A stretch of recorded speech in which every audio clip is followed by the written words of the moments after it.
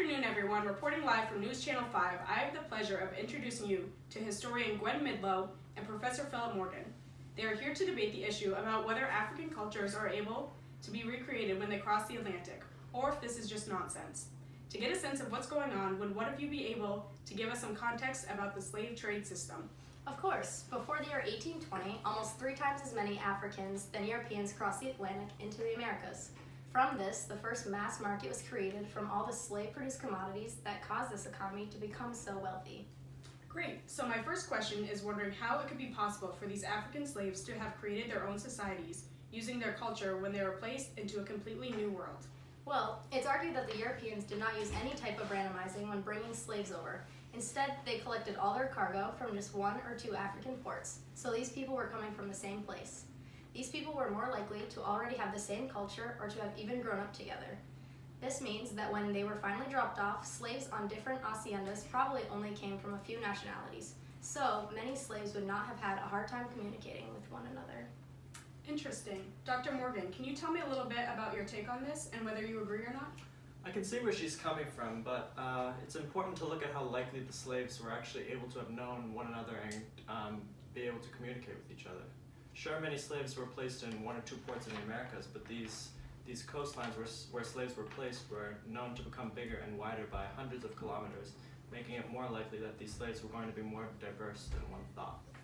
With more ports introduced along the same coastline, this means a bigger heterogeneous mix. The destination in the Americas for the slaves included many more climates and landscapes at the coastline of West Africa, so they were being spread out quickly once they made land.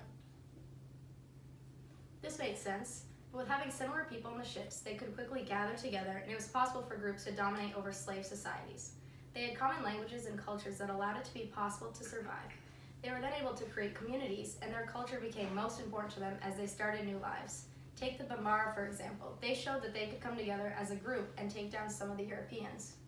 Dr. Morgan, how would you argue against this? Well, if you think about where slaves ended up, Americans got slaves as north as New York and as far south as Buenos Aires. There is so much land between these 2 places, so it just makes sense that it would be difficult to get all of the same slaves in one specific area. Sure, the Bambara massacred the French settlement, but slavery lasted for so long, and there were so many examples of slaves rising against the Europeans. Right, but a place like Rio de Janeiro had 2/3 of Africans living in the 19th century to have had their homelands from West Central Africa. True, but remember that these slaves were from 3 different sub-regions. Each region had distinct cultures within them and even spoke different languages, so that's why it becomes very unlikely for slaves in one part of the Americas to easily come together. On another note, it almost doesn't even matter if slaves were picked up from 1 or 2 American ports because there were such complex networks that got Africans from the center to outer Africa. Just this region alone had 2,500 kilometers of land by the early 1800s.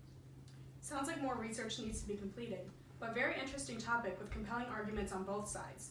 With that in mind, are there any last words? The last point I want to convey is that I think it should be made that not everyone may know about is the fact that many slaves were re-exported. For example, Jamaica imported a total of 800,000 slaves from the 18th and 19th century and then re-exported 200,000 of them. So even if they originally came from the same background, many were moved away, strengthening the idea that these slaves were more different than they were the same. Thank you both for your time.